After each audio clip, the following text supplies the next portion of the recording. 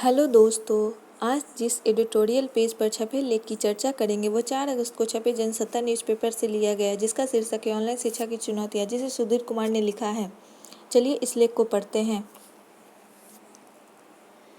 महामारी के दौर में भारत में प्रौद्योगिकी संचालित शिक्षा की उपयोगिता को नया आयाम मिला है। देश की शिक्षा व्यवस्था इस वक्त यथाशक्ति ऑनलाइन व्यवस्था में ढलती जा रही है। देश भर के शैक्षणिक संस्थान 1.25 साल तक बंद ही रहे। हालांकि अब राज्यों ने शिक्षण संस्थानों को फिर से खोलने की दिशा में कदम बढ़ाए, लेकिन अब ऑनलाइन शिक्षण एक व्यापक विकल्प के तौर पर स्थापित हो गया है। पर यह भी सच्चाई है कि महामारी ने स्कूल प्रबंधकों, कोचिंग संचालकों, अस्थायी शिक्षकों और कर्मचारियों की अर्थव्यवस्था और जीवन को गहरे और तौर पर प्रभावित किया है। साथ ही करोड़ों विद्यार्थियों का भविष्य भी अधर में ही है।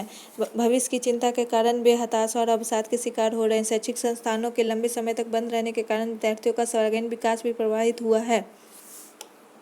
स्कूल परिसर का वातावरण छात्रों के दायित्व बोध का भाव भरता है। स्कूल महज चंद कमरों की संरचना नहीं होती, बल्कि वहाँ बच्चे शिक्षा के साथ संस्कार और जीवन का पाठ भी सीखते हैं। स्कूल परिसर में सहपाठियों के साथ सामाजिकता का विकास होता है। बच्चों में एक सुसंस्कृत और जिम्मेदार नागरिक की नींव पड़ती है। ये कुछ ऐसी विशेषताएं हैं जो ऑनलाइन शिक्षा के संदर्भ में लागू नहीं होती, लेकिन ऑनलाइन शिक्षा माध्यम का जो एक और पक्ष भी सामने आया है जिसे नज़रअंदाज नहीं किया जा सकता। तथ्य ये है कि देश के स्कूलों में प्रौद्योगिकी संचालित शिक्षा की स्थिति संतोषजनक नहीं है। इस मामले में हमारे स्कूल अभी तक बहुत पीछे हैं। महामारी ने देश में तकनीकी आधारित शिक्षा की सही तस्वीर सामने रख दी।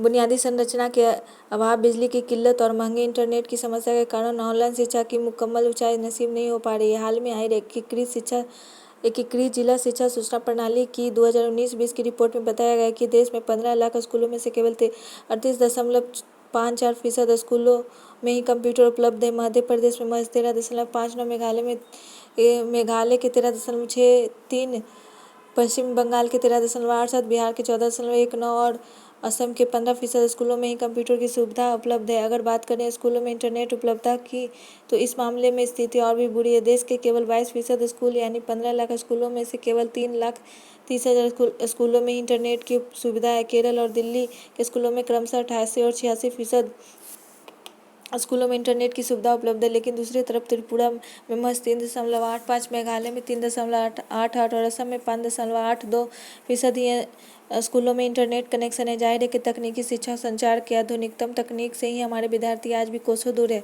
तकनीकी युग में कंप्यूटर और इंटरनेट की गिनती मूलभूत सुविधाओं में होती है। ऑनलाइन शिक्षा के दौर में सरकारी स्कूलों के पिछड़ने की यह एक प्रमुख वजह है, जिस पर नीति निर्माताओं की सोचने की जरूरत है। महामारी के कारण दुनिया भर में स्कूली शिक्षा बाधित हुई। संक्रमण से बचाव की कोशिशों के तहत दुनिया के 190 से अधिक देशों में अपने स्कूलों के दरवाजे बंद करने पड़े। यूनेस्को के मुताबिक कोविड-19 की शुरुआत के बाद दुनिया के 138 देशों में से करीब 1.5 अरब छात्रों की शिक्षा स्कूलों में बंद होने से बाधित हुई है। स्कूली शिक्षा में आए इस व्यवधान के बाद एक विकल्प के रूप में ऑनलाइन शिक्षा का प्रचलन तेजी से बढ़ा है, लेकिन इस तरह की शिक्षा की पहुंच हर एक तक नहीं हो पाई। इकोनॉमिस्ट इंटेलिजेंस यूनिट की एक रिपोर्ट बताती है कि स्कूल में बंद रहने से दुनिया भर में 1 अरब 60 करोड़ स्कूली बच्चों में से केवल 10 करोड़ बच्चे ही शिक्षा बाधित होने से बच पाए। यानी ऐसे बच्चे जो स्कूल बंद होने पर के बावजूद घर पर रहकर आगे की पढ़ाई कर पाने में सक्षम हो पाए। इसका एकमात्र कारण घर पर तकनीकी की सुलभता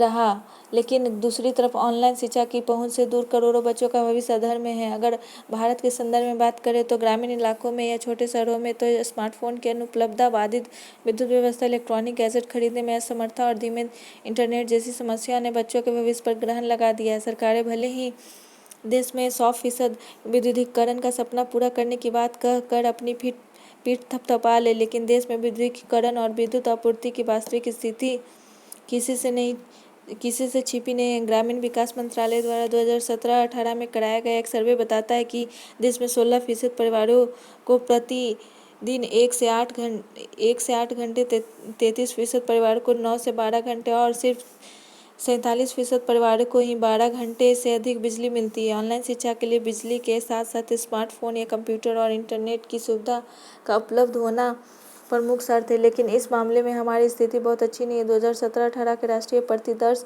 सर्वेक्षण रिपोर्ट माने तो देश के केवल 24% परिवारों के पास इंटरनेट की सुविधा है। ऐसे में ऑनलाइन शिक्षा कैसे समूचे देश के बच्चों को निर्बाध रूप से उपलब्ध होगी, यह बड़ा सवाल है।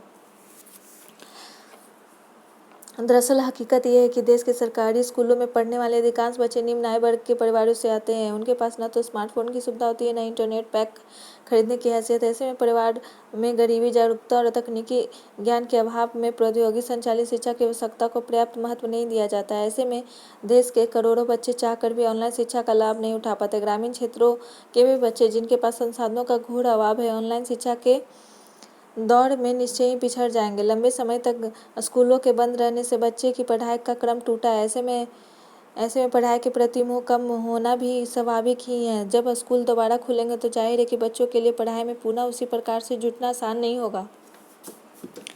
लाखों बच्चे जब तक स्कूल भी छोड़ चुके होंगे। महामारी ने बच्चों को स्कूल से जोड़ने की सारी कवायदों को भारी धक्का पहुंचाया है। ऑनलाइन शिक्षा समाज में गहरा विभेद भी उत्पन्न कर सकती है। कुछ समय पहले यूनेस्को ने भारत को सचेत करते हुए कहा था कि शिक्षा पाने के लिए यह सोचना गलत है कि ऑनलाइन सीखना हर किसी के लिए आगे का रास्ता खोलता है, क्योंकि ऑनलाइन पढ़ाई से दूर दराज के इलाके में रह रहे बच्चे ऑनलाइन पढ़ाई नहीं कर सकते हैं।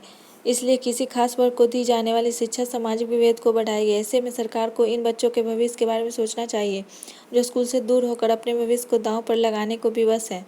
2020-21 के आर्थिक सर्वेक्षण में कहा गया कि अगर ऑनलाइन शिक्षा का सही इस्तेमाल किया जाता है तो इससे शैक्षणिक परिणाम होने वाली असमानताएं खत्म होगी। लेकिन क्या ऑनलाइन शिक्षा की सर्व सुलभता के बिना इस असमानता को खत्म कर पाना मुमकिन होगा?